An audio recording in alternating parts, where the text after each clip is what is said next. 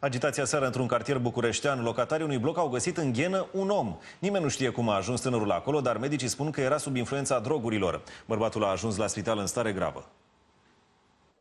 Bărbatul a fost descoperit de locatarii blocului. Atârna între două etaje. Aici l-am găsit, deci era cu picioarele ieșite numai aici. Se vedeau picioarele aici atât. Și el a băgat cu capul așa. Deasupra deja aruncase gunoi. Noroc că era cam slăbuț și a făcut loc.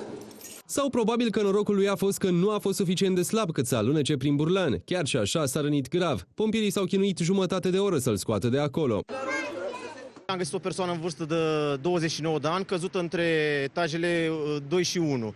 Deci chiar între etaje. Am acționat cu accesorile din dotare. Bărbatul a fost preluat de o ambulanță și dus la spital. Medicii spun că tânărul era sub influența drogurilor când a căzut în ghenă. Nimeni nu știe dacă s-a aruncat singur sau a fost împins de cineva. Asta va stabili ancheta.